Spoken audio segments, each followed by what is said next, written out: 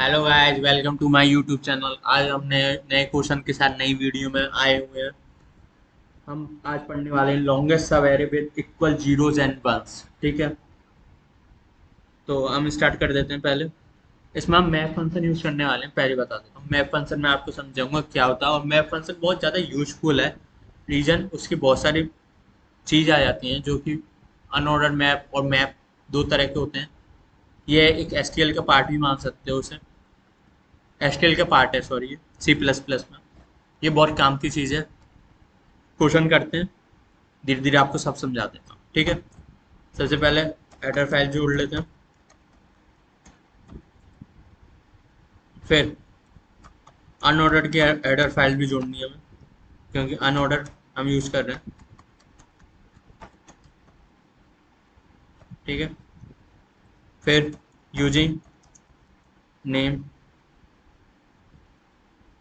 ये क्या हो गया, name space S D D. फिर उसके बाद इंट लार्जेस्ट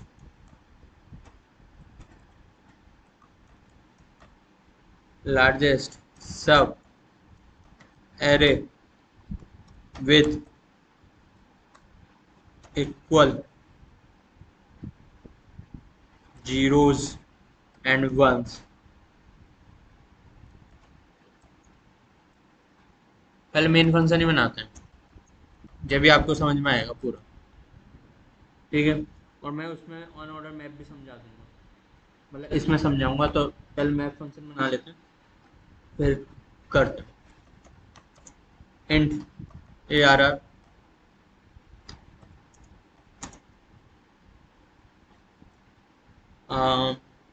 ब्रैकेट दे दिया 0,1, एक हमने 0 1 करा था, आपको याद हो तो।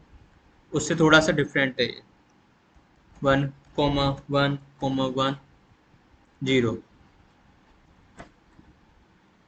Int N equals to A R R dot, okay okay, not size of A R R and size of A R R zero. C out longest sub array with equal equal zeros and ones. आप चाहो तो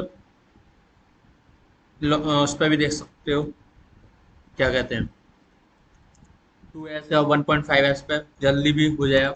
longest sub array with equal zeros and ones, A R R comma N comma and L, return zero. ठीक है, अभी एक second में आया।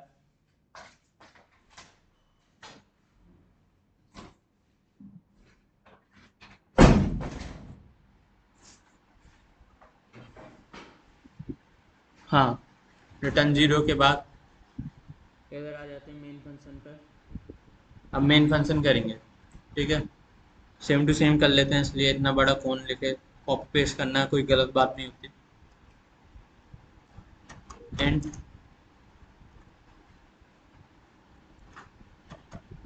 And A R are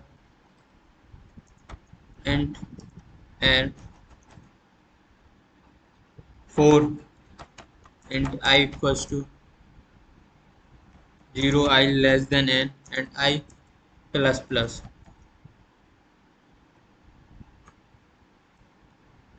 ठीक है, if A R R I equals to 0 and A R R I equals to -1 unordered map int comma int. क्या होती है अनऑर्डर्ड मैप, पहले ये समझा देता हूँ आपको। एक मिनट इनर्शिया कर लेता हूँ पूरा। हाँ, देखो अनऑर्डर्ड मैप होता है क्या है, ये अनसॉर्टेड फॉर्म में होता है। पहली चीज़ तो हमें इसमें सॉर्टिंग करने की जरूरत नहीं होती। दो होते हैं, एक अनऑर्डर्ड और एक होता है मैप। ठीक है, आने वाले एसटीएल के मैं चैप्टर में पूरा समझाने वाला हूँ मैप, अनऑर्डर्ड और मैप का सब चीज़। बट अभी के फिलहाल के लिए छोटा सा ओवरव्यू दे देता हूँ। देखो मैप में क्या है, दो होते हैं, एक होता है मैप और एक होता है अनऑर्डर्ड मैप। अनऑर्डर्ड मैप में क्या होता है, इसमें अनसॉर्टेड होता है, मतलब इसमें सॉर्टिंग नहीं हुई होती है एरे में, और मैप में क्या सॉर्टिंग हुई होती है। हम अनऑर्डर्ड मैप की क्यों यूज़ करते हैं, बिकॉज टाइम कॉम्प्लेक्सिटी बचाने के लिए। इसमें जनरली ओ वन ही यूज होती है टाइम कॉम्प्लेक्सिटी, कुछ केस में ओ लॉग एन हो जाती है और कुछ केस में ओ एन भी हो जाती है, पर जनरली ओ वन ही रहती है। डिपेंड, इस क्वेश्चन में भी ओ वन ही रही तो टाइम कॉम्प्लेक्सिटी बचाने के लिए। बट हमारा फोर लूप लग रहा है इसमें एक, तो ओ एन तो जाने वाली है हमारी टाइम कॉम्प्लेक्सिटी। ठीक है, अब इंट और इंट क्या है ये देखो। सबसे पहले अनऑर्डर मैप डिक्लेयर करने के लिए अनऑर्डर मैप लिखना होता है। फिर उसके बाद इंट, इंट का मतलब होता है की, पहला जो इंट है। फिर दूसरा जो इंट है उसके वैल्यू है वैल, जो दूसरा इंट होता है उसे बोलते हैं वैल्यू। और फिर लास्ट में एम दे देते हैं। आप एम की जगह कुछ भी दे सकते हो, एपी मैप ये भी लिख सकते हो, मेरा नाम ही लिख देता हूँ मैं, जो आपको पसंद है। मैंने अभी एम लिखा है। आप इसकी जगह इंट की जगह कोई भी डाटा टाइप इस्तेमाल कर सकते हो, जरूर नहीं है स्ट्रिंग भी यूज कर सकते हो क्वेश्चन के अकॉर्डिंग। आप एस वाई जेड कुछ भी इस्तेमाल कर सकते हो, कैरेक्टर भी इस्तेमाल कर सकते हो, फ्लोट भी इस्तेमाल कर सकते हो। और दोनों में ऐसा नहीं, इसमें ही आप इसमें float int, float character, int int, जो भी। अभी मेरे क्वेश्चन के हिसाब से मैं इंट इंट कर रहा हूँ इसमें, फिर आने वाले में और अच्छे से करेंगे। फिलहाल अभी हम समझ थोड़ा सा ओवरव्यू दे दिया मैंने मैप का, अनऑर्डर मैप का। अभी मैं क्वेश्चन कर रहा हूँ, फिर और थोड़ा समझा दूंगा unorder. Int sum equals to zero value and math len की वैल्यू है जीरो। For int I equals to zero से लेके एंड आई प्लस प्लस तक जा रहा है। End sum plus equals to A R R, I की वैल्यू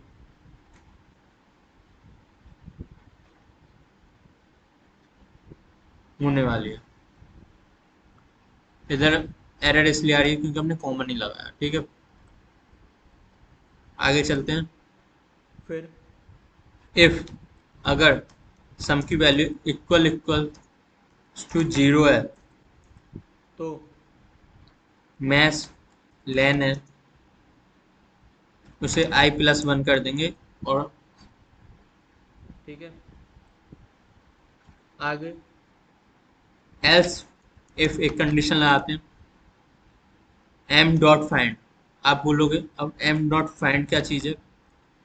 देखो मैप का, अनऑर्डर मैप का एक ये फायदा है कि हम एम हमने डिक्लेयर कर दिया, अब पूरे एरे में से हम डॉट फाइंड यूज कर सकते हैं। फाइंड का मतलब है एरे में से कोई भी वैल्यू इस फंक्शन की वजह से, फाइंड की वजह से हमने यूज कर सकते हैं। कि हमें वन फाइंड करना है, वन फाइंड कर लो। सपोज आपको कोई एरे दिया होता है और उसमें आपको ढूंढना होता है थ्री निकालो, तो थ्री के लिए आपको लंबा चौड़ा कोड लिखना पड़ता है। पर हम फाइंड फंक्शन की हेल्प से आप हम लिख देते फाइंड थ्री, तो थ्री अपना निकल जाता है उसमें से। ठीक है, हम अभी सम निकालना है। आप इधर अगर आपको थ्री निकालना होता तो सम की जगह थ्री कर देते हैं, निकल जाता। Not equals to M dot end के बराबर नहीं होना चाहिए जब ये फंक्शन चलेगा, मतलब एम डॉट एंड से बाहर नहीं जाना चाहिए। ठीक है, एम मतलब हमने इसमें अनऑर्डर मैप में हमने ये पूरी वैल्यूज डाल दी हैं अरे की, और फिर हम करवा रहे हैं। ठीक है, एम से एम हमने इनिशियल करा है, एम डॉट फाइंड, एंड का मतलब आप जानते हो एंड। ठीक है, आगे चलते हैं।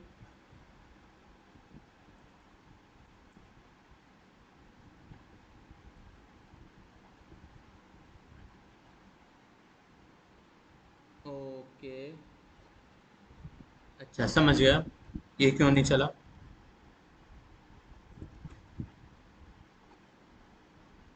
और और कहाँ मिस्टेक आ रही है अपनी।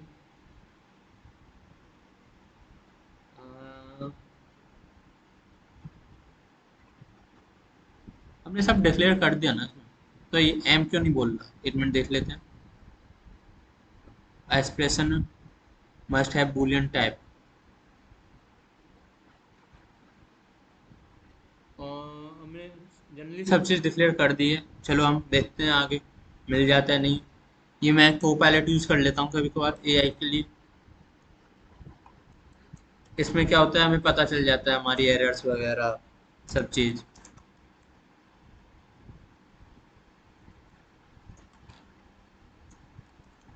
मैथ लेन कॉमा आई माइनस एन, एन कर लो एम कर लो आपकी मर्जी जो, फिर सम।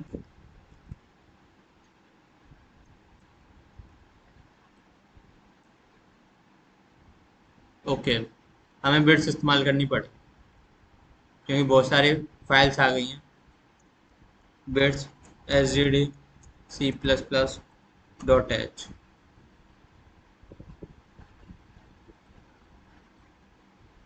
शायद अब डिक्लेयर हो जाए ये सारी, फाइंड की वजह से ही शायद ये भी डिक्लेयर नहीं हो रही थी। भले से आप चाहो तो इसे हटा सकते हो, नहीं चाहो तो मत भी हटाओ, कोई ऐसा नहीं है ज़बरदस्ती कि हटानी है या नहीं हटानी है, योर चॉइस। पर फालतू में जगह घेर रही है। बिट्स जनरली यूज करना ही पड़ता है। आप भी यूज कर सकते हो, ऐसा कुछ नहीं है, और आप एसक्यूएल के भी यूज कर सकते हो आपने कोडिंग टेस्ट में। अलाउड रहते हैं सारे, ये बिल्ड फंक्शन अलाउड रहते हैं, आपको बस डीएसए में लॉजिक आने चाहिए, इसका मतलब ये नहीं। ठीक है, देखते हैं एरर क्या है। एरर ढूंढने से ही पता चलेगी। ओ सिट सिट, ओके, क्या एरर आ गई। सबसे पहले मैंने एंड डिक्लेयर नहीं करा है। सॉरी टू से, पर मैंने सारा डिक्लेयर कर रखा है, एक बार देख लेते हैं कोड में कहीं मिस्टेक तो नहीं है। हमने ARR लिया, इंट लिया, एन ले लिया, for int I equals to zero भी ले लिया, less than N I plus plus if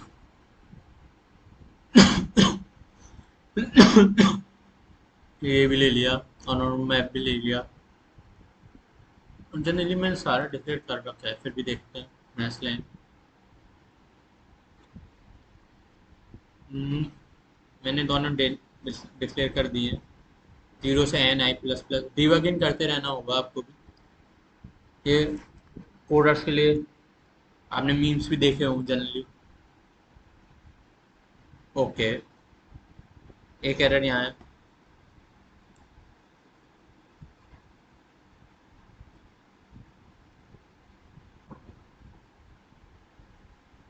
एक मिनट सारे हटा लेते हैं, फिर पता चल जाएगा।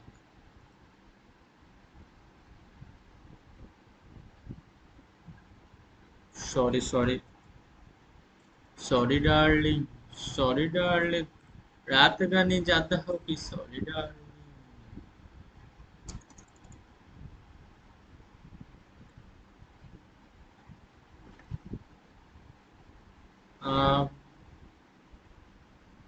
फोर लूप तो हमने चला रखा है, sum plus equals to A R I if sum I plus one. ऐसे भी सही लगाया हमने, एम डॉट फाइंड सम भी सही लगाया, सब सम सही तो लगा ये है, क्यों डिक्लेयर नहीं हो रहा है। मैथ लाइन भी सही लगाया, मैथ भी सही करा है। ओके, एक मिस्टेक तो यहाँ मिल गई मुझे, ये एरे था और मैंने कॉमा लगा रखा था। ठीक है, और देखते हैं। ओके, एक और मिल गई। मैं आपको जब पढ़ा रहा था तो मैंने यहाँ ब्रैकेट ही इधर लगा दिया इसकी जल्दी। अब सही है। ठीक है, बाई चांस मिस्टेक हो गई। अब देखते हैं कोड में और तो नहीं है मिस्टेक। चल जाए चल जाए, चल गया। अब इसमें पता चल गया जीरोस कितने हैं और वंस कितने हैं। एक मिनट थोड़ा सही कर लेता हूँ। आ,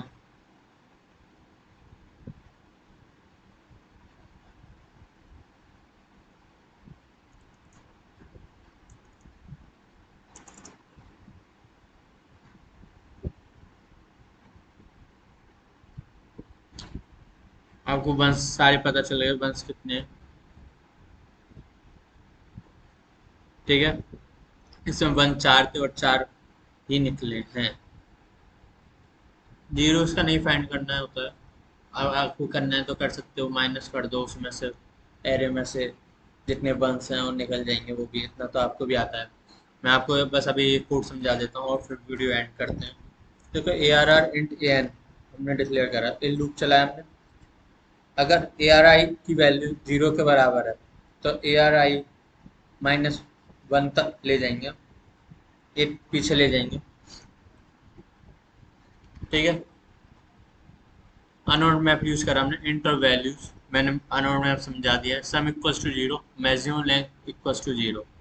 ठीक है, 0 से n लूप चलाया और सब हमने प्लस कर दिए ए आर आई पर। कंडीशन ध्यान में, अगर सम इक्वल्स टू 0 हो रहा है तो मैथ लाइन i+1 कर देना है और सम 0 नहीं होने देना है। इसमें हमने मैप फंक्शन यूज करा है एल्स इफ में, m dot find sum not equals to m dot end. Sum की वैल्यूज एंड के बराबर हम फाइंड कर रहे हैं तो एंड तक नहीं जाना चाहिए। वो कंडीशन लगाते हैं ना, इफ मैं एन तक नहीं जाना, एन तक ही जाना, वो नॉट इक्वल्स टू। अब कैसे पता चलेगा मैथ लेंथ की वैल्यू हमने अभी 0 डिक्लेयर करी है। हाँ हाँ, मैक्सिमम निकालना है मैथ लेंथ का और i-m सम का। इनमें से जिसका मैक्सिमम ज़्यादा उगता है उसे मैथ लेंथ के बराबर रख देना है। ऑब्वियसली जनरली बार ये इसी का हुआ, मैथ लेंथ के बराबर कर देना है और m sum equals to i। फिर वापस डिक्लेयर, अगर ये वाली कंडीशन फेल हो जाती है और ये वाली भी, मतलब ऑब्वियसली सम इक्वल्स टू 0 के बराबर नहीं होता है और ये वाली मैथ लाइन निकल जाती है, पर एम सम निकालना होता है। तो एम सम कैसे निकले, आई की जो इनिशियली अभी चल रहा है उसी को ही हम मानते हैं और रिटर्न लास्ट में मैथ लेंथ कर देना है। और जो मैथ लेंथ निकलेगा वो 1s4 निकलेगा। ठीक है, आज के लिए इतना ही। प्लीज़ चैनल को सब्सक्राइब करना ना भूलें। Thank you, okay bye.